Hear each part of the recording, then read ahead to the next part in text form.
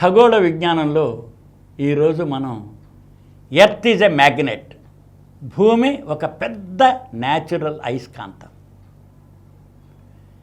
అందుకని ఎలా అయింది, ఇతర గ్రహాలతో పోలిసి చూస్తే అంత మ్యాగ్నెటిజం వాడికి లేదు. మనకి పక్కన అంగారకుడి మీద మనం అన్నీ దింపాం, కానీ అక్కడ మ్యాగ్నెటిజం అది లేదు. ఎందుకు లేదు?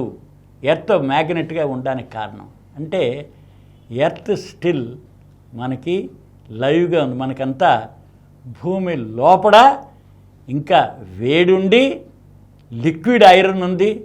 దాని తర్వాత మనం చూస్తున్నాం యాక్టివ్గా ఉన్నాయి వాల్కనోస్.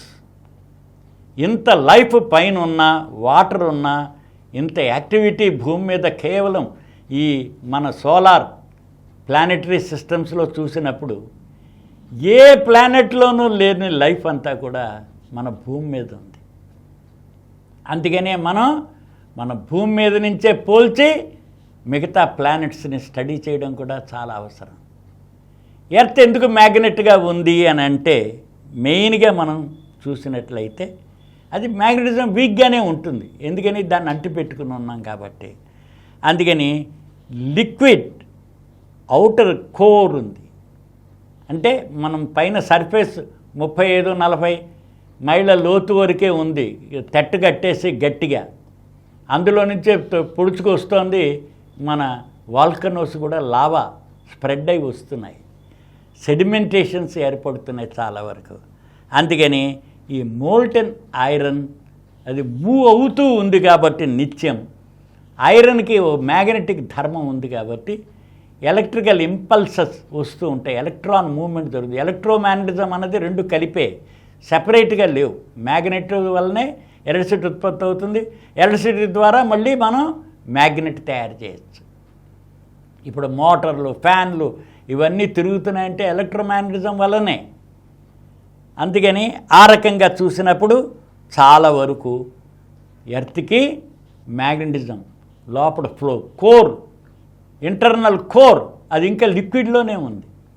అందుకని ఎప్పుడైతే వీటిలో ఫ్లో నిత్యం జరుగుతూ ఉందో అంటే డైనమిక్గా ఉంది ఇంటర్నల్ కోర్ అన్నమాట.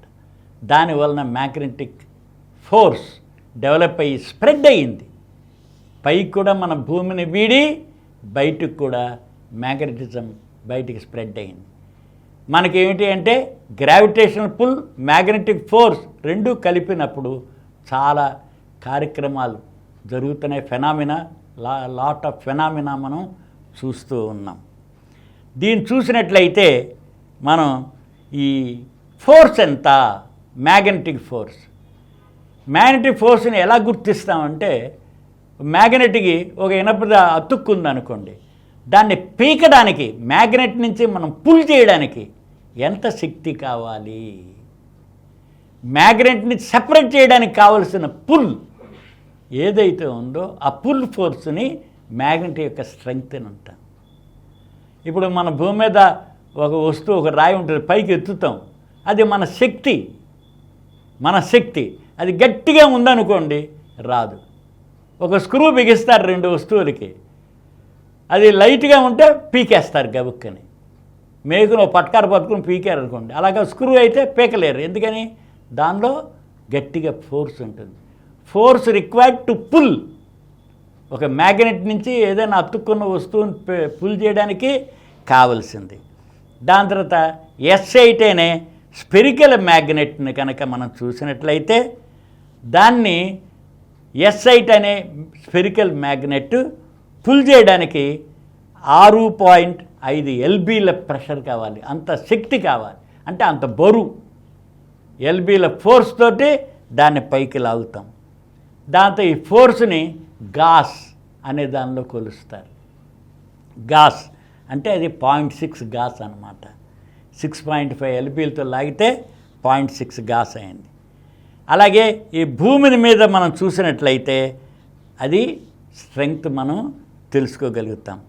రెండోది, అసలు ఎర్త్ ఈజ్ ఏ మ్యాగ్నెట్ అని చెప్పడానికి కారణం ఏంటంటే ఒక మ్యాగ్నెట్ని ఫ్రీగా వేలాడదీసిన పూర్వం రోజుల్లో ఏం చేశారంటే నీడిల్కి మ్యాగ్నెటైజ్ చేసి ఒక చప్పుదంట లాంటిది నీళ్ళల్లో పైన తేలే తేలికైన స్ట్రా తీసుకుని ఒక కుండ నీళ్ళల్లో వేసేవాళ్ళు.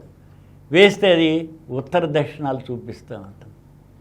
సో ఉత్తరం మనకి ఎటు వెళ్ళాలి, దిక్సూచికి పనికొచ్చింది. అందుకని ఏదైనా ఒక ప్రదేశంలో ఉత్తరం ఏది దక్షిణం ఏది తెలుసుకోవాలంటే వాళ్ళు ఏం చేసేవాళ్ళు, ఓ మ్యాగ్నెటిక్ నీడిల్ని ఒక స్ట్రాకి గుచ్చి నీళ్ళల్లో వేస్తే అది ఉత్తరము దక్షిణము చూపిస్తుంది. ఎందుకని ఎర్త్ మ్యాగ్నెట్ కాబట్టి. దాంతో మ్యాగ్నెటిక్ లక్షణాలు ఏంటంటే స్వజాతి ధ్రువాలు అంటే నార్త్ సౌత్ వికర్షించుకుంటాయి. నార్త్ సౌతే అట్రాక్ట్ అవుతాయి అన్నమాట. అవి రెండే ఆకర్షించుకుంటాయి. అందుకని నార్త్ చూపిస్తోంది అని అంటే థియరిటికల్గా నార్త్ పోల్ దగ్గర ఎర్త్ యొక్క సౌత్ లక్షణాలు ఉన్నాయన్నమాట.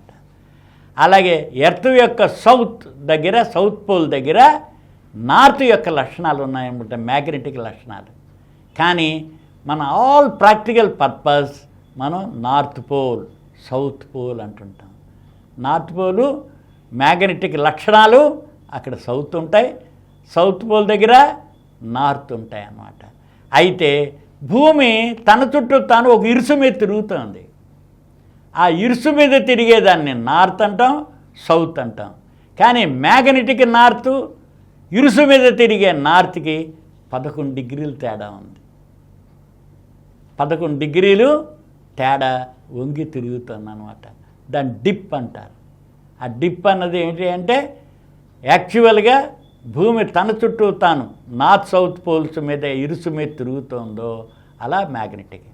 ఇది కొన్ని లక్షల సంవత్సరాల్లో రొటేట్ అయి తిరుగుతూ ఉంటుంది. అందుకని మనం వీటిని గుర్తించలేము. నార్త్ సౌత్ పోల్స్ కూడా మారుతూ ఉంటాయి. అలా ప్రతిదానికి నార్త్ సౌత్ అవి మ్యాగ్నెట్ అవడానికి కారణం అందులో ఉన్న మెటీరియల్ని బట్టి ఉంటుంది.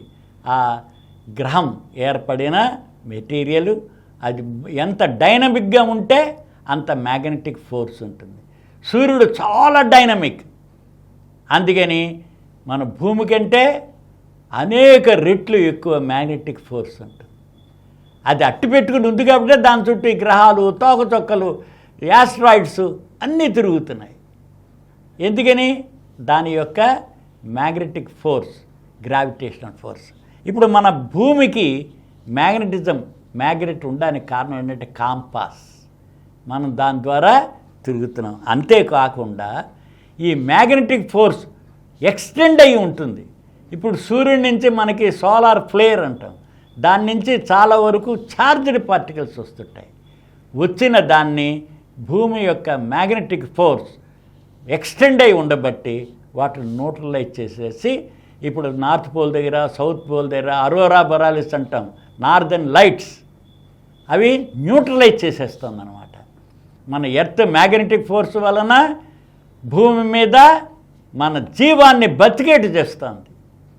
లేకపోతే ఆ సోలార్ విండ్ అంతా కూడా మనకి భూమి మీదకి చేరిపోతుంది. చేరిపోయినప్పుడు ఇక లైఫ్ ఉండడానికి వీలు ఉండదు. అలాగే ఓజోన్ పొర ఉంది. ఆ ఓజోన్ పొర కూడా ప్రొటెక్ట్ చేస్తుంది అల్ట్రావైలెట్ కిరణాలని. అది తగ్గించేసి మనకి భూమి మీదకి రాకుండా ప్రొటెక్ట్ చేస్తూ ఉందన్నమాట సోలార్ దీనిలో ఉండేది. అందుకని భూమి మ్యాగ్నెటైజ్ అయ్యి ఆ మ్యాగ్నెట్ అవి దాని ఫీల్డ్ ఎక్స్టెండ్ అయి ఉంది. భూమి మ్యాగ్నెట్గా బిహేవ్ చేయడానికి ముఖ్య కారణం భూమి లోపల ఉన్న ఐరన్ కోర్.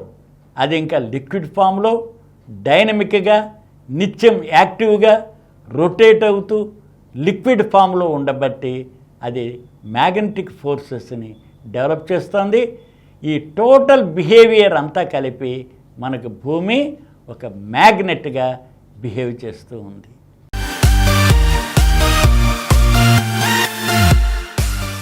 ఈ కార్యక్రమం మీకు ఎంతో నచ్చింది కదా. ఇటువంటి మరిన్ని వీడియోల కోసం అనతి కాలంలోనే 20 కోట్ల వ్యూస్ సాధించిన డాక్టర్ సమరం మల్టీ ఛానల్ నెట్వర్క్ సమర్పించు గోరా సైన్స్ వరల్డ్ ఛానల్కు సబ్స్క్రైబ్ చేయండి, లైక్ చేయండి, మీ ఫ్రెండ్స్కి షేర్ చేయండి. అలాగే ప్రక్కనున్న గంట సింబల్ని ప్రెస్ చేయడం మర్చిపోకండి. download Samaram Channels app from Google Play Store and watch your favorite channels. Click the bell icon and subscribe to the channels.